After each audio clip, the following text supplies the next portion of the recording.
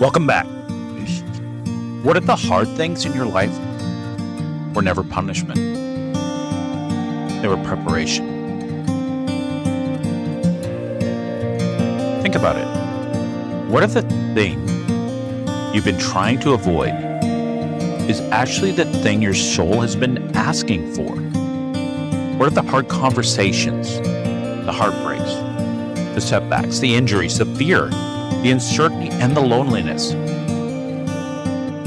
all the moments where you thought, I don't know if I can do this anymore?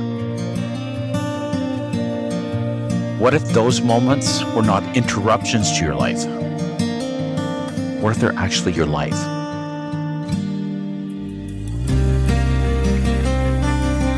Think about that. What if this is actually your life? This is how it goes. This is how it turns out. This is what builds. Because somewhere along the way, we became addicted to comfort. Maybe slowly, or at least averse to hard. We started believing if it's hard, something must be wrong with it. And want to avoid hard. Even we have this internal critic, internal dialogue that convinces us that we need to keep on playing small. And it's a form of protection, which is great. Its intention is beautiful. But the truth is, it keeps you safe by keeping you small. And if you're not here to be small, you can't listen to it. The truth is, and the one big thing I want you to hear today, some of the best, if not all the best that will ever happen to you will arrive disguised as the hardest moments of your life. And this is the line that sticks. The hard things are the best things. Not because suffering itself is beautiful, but because of who you become while surviving it. The truth is, you do not become wise through ease, and you do not become resilient through comfort, and you do not become compassionate through convenience. You discover your strength by leaning into, not avoiding resistance.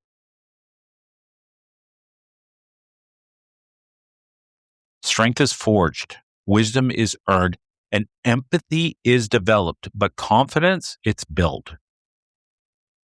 Almost always through the hard things.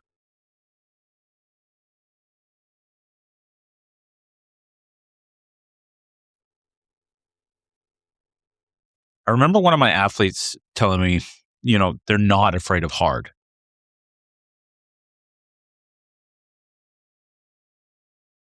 And they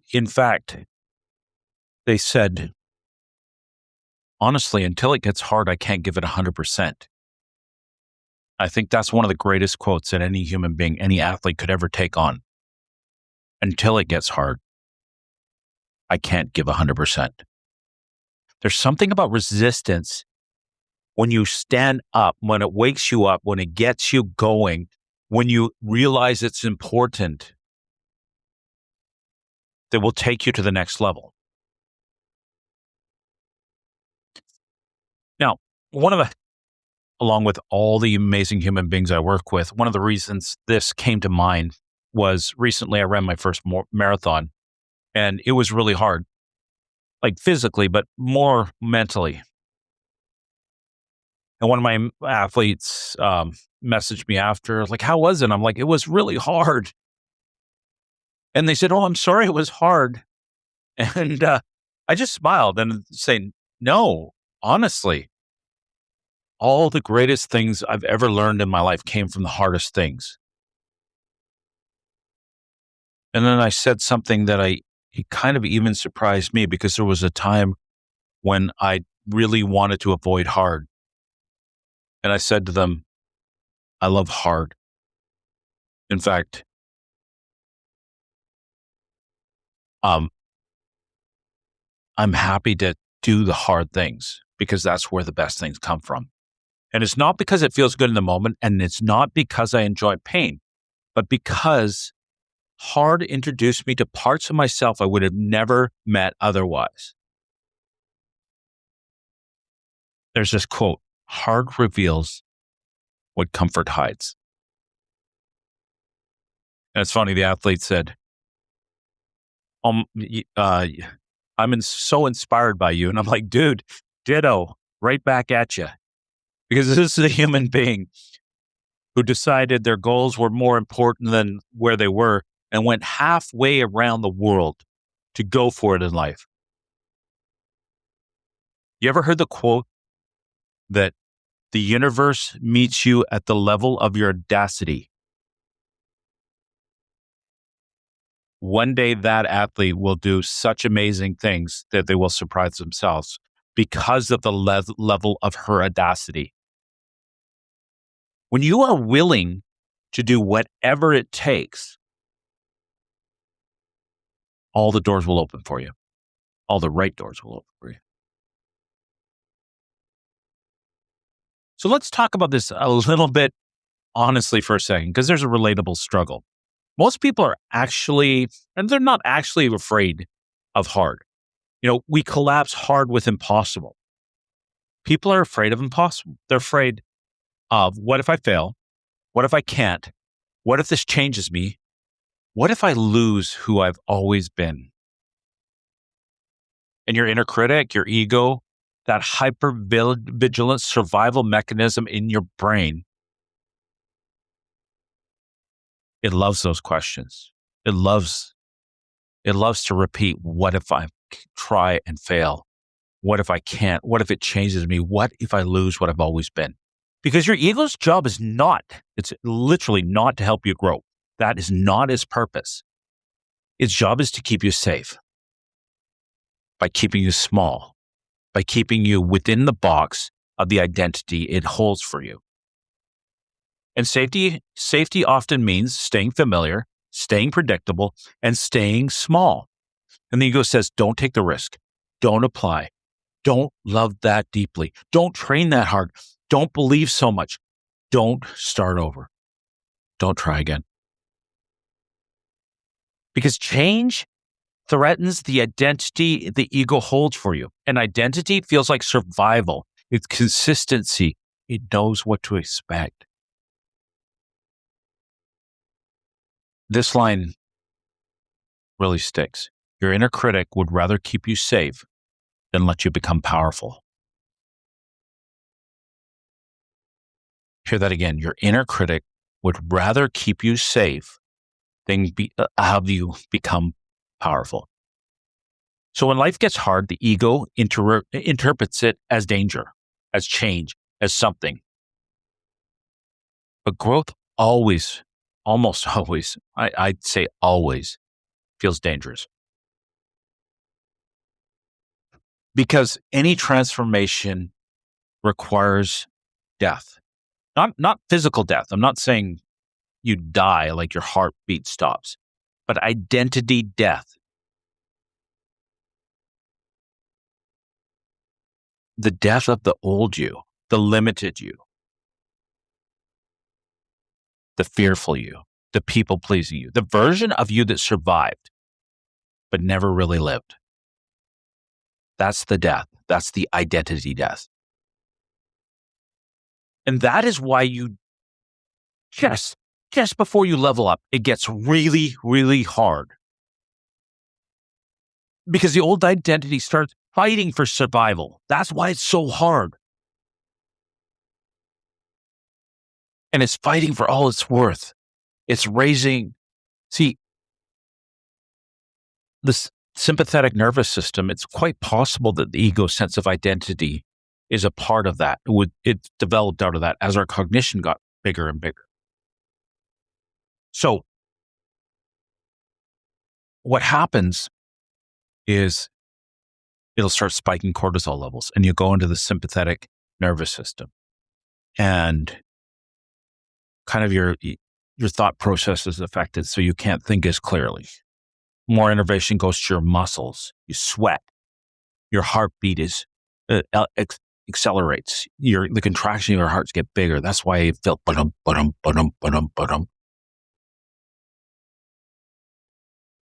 And that's why, and then the sense of identity starts feeding you these lines to try to keep you where you've always been. Like it's too hard, you can't do it. It's like everything. And that's why this line sticks. Just before you level up, life gets heavy. And it's because the old version of you is fighting to stay alive. And recently I shared this in another episode, but I love to share it again because this just kind of really, really fits. So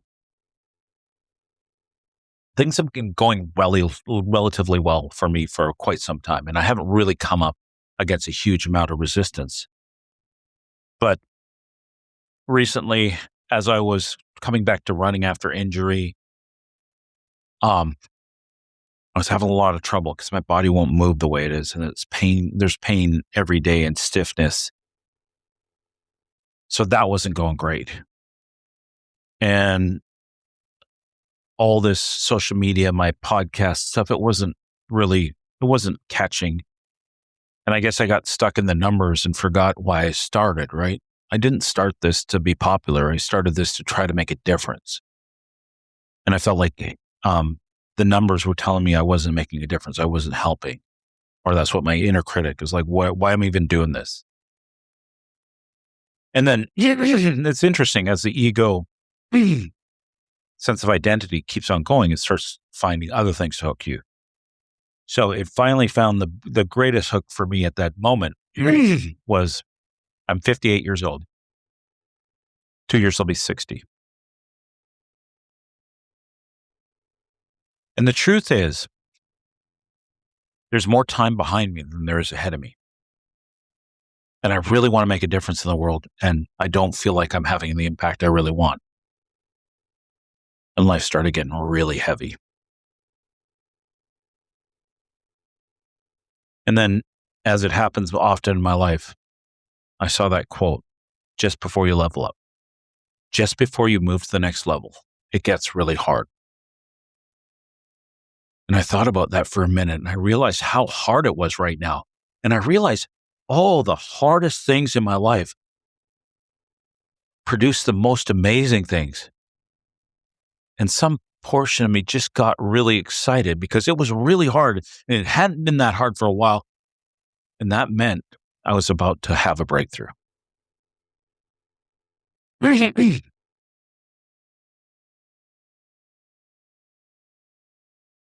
Just before it gets hard, or just before you level up, just before you move past something big, it's going to get really hard.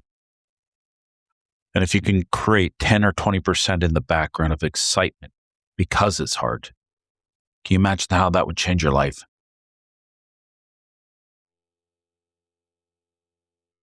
So moving on to hard things, let's talk about my marathon. And I want to take you on my marathon journey. Because marathon training has a way of exposing everything, not just physically, but emotionally, spiritually, mentally. You actually meet yourself out there every day. And myself, I'm working 12 hours a day, 6 days a week. I'm getting up early so I can running very long on the weekend, exhausted the rest of the day. And there was a lot of days where I questioned everything, days where my legs hurt, days where doubt screamed. And like even objective data showed that I wasn't doing great. There were days where exhaustion wrapped around me like a weighted vest. And I remember thinking, why am I doing this? And my only answer was because I said so,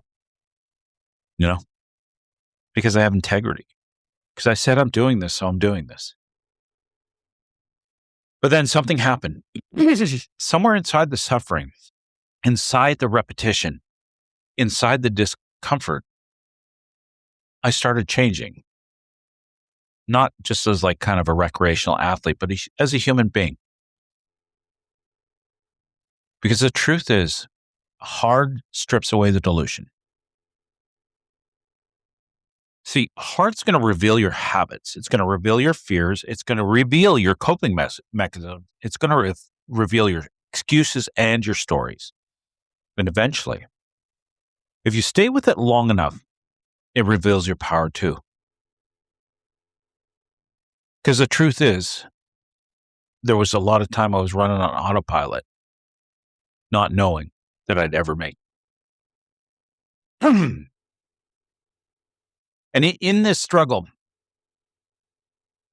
I remember this line that really sticks with me. The obstacle is not blocking the path. The obstacle, the thing in front of you, the obstacle is the path. And that's by a guy named David Goggins, I believe. I think he also said, you never know how hard you are until being hard is the only choice you have. And whether or not you love David Goggins, there's a truth to that. Because nobody discovers resilience theoretically. You don't. You just can't. You discover it in the middle of surviving something hard. And I think about all the people listening right now. You right now listening to this. You've survived things nobody even knows about. You've carried pain silently. You've rebuilt yourself quietly. And you've fought battles internally while showing up externally. And there was no applause. But I want you to hear this clearly.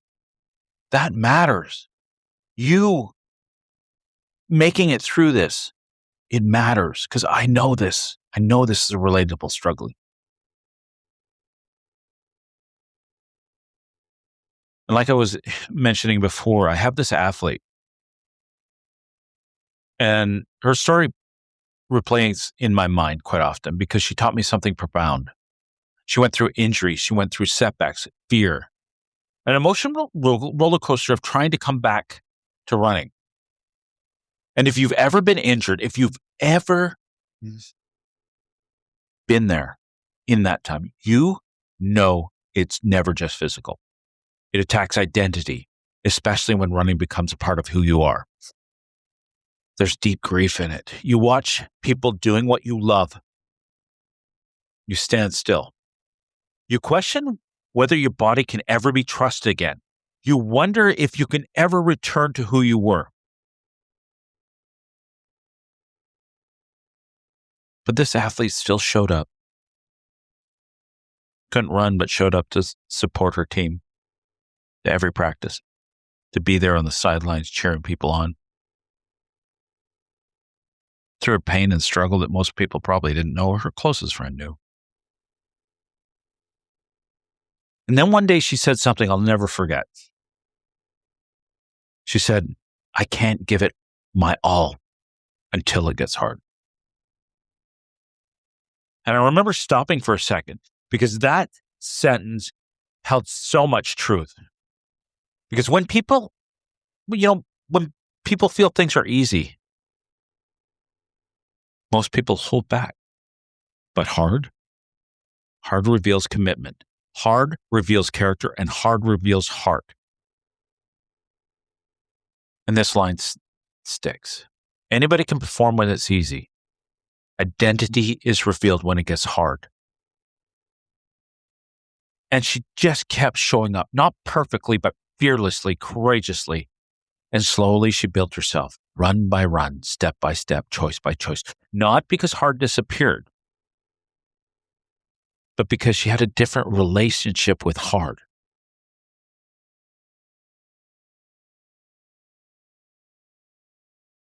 She started seeing proof that she was growing. And the shift changes everything.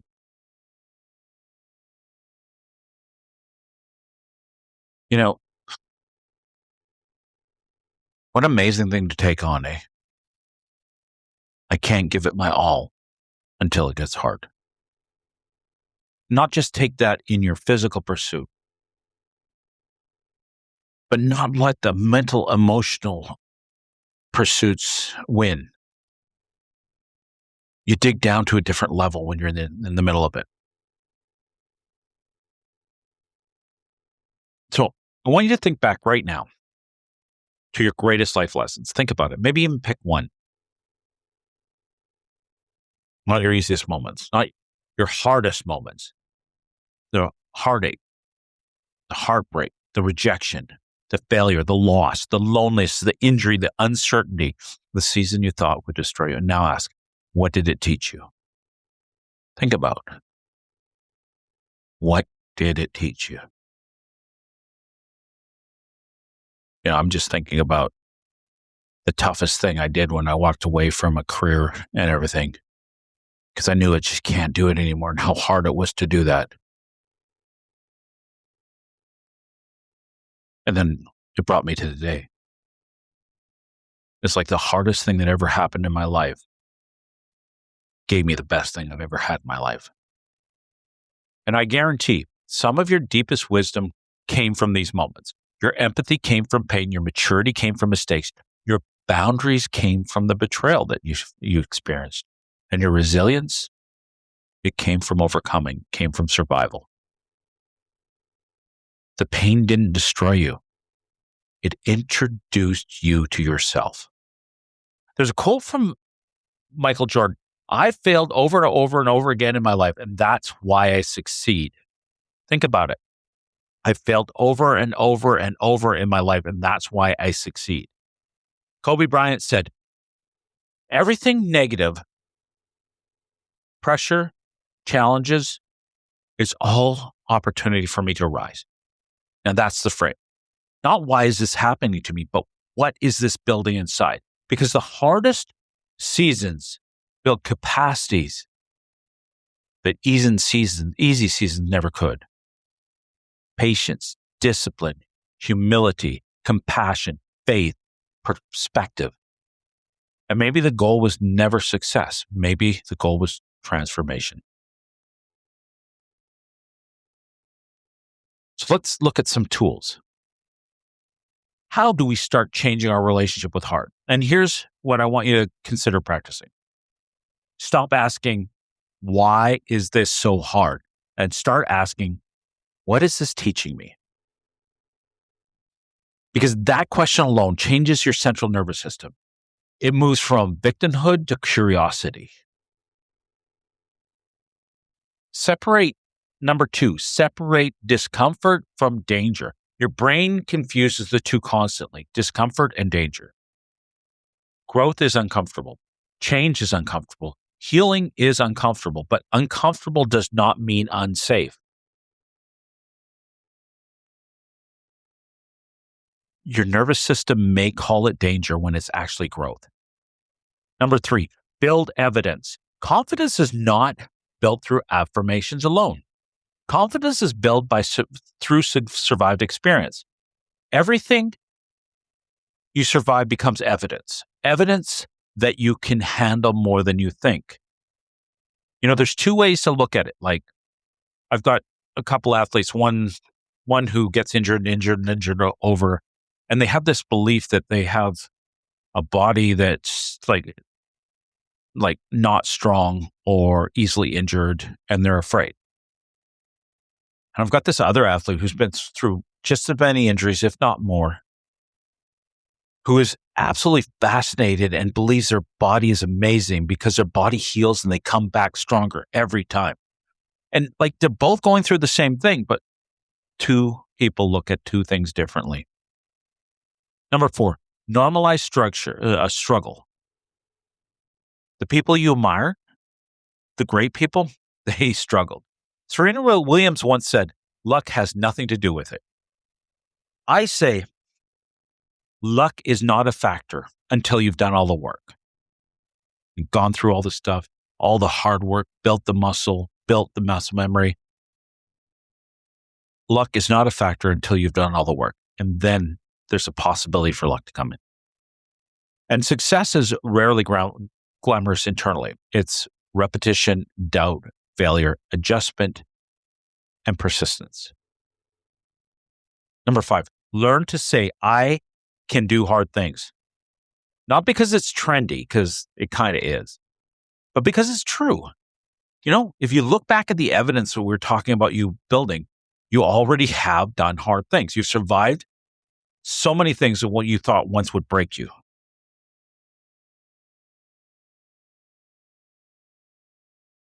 Try that.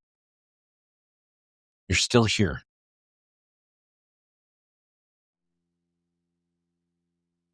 Like, hear this deeply.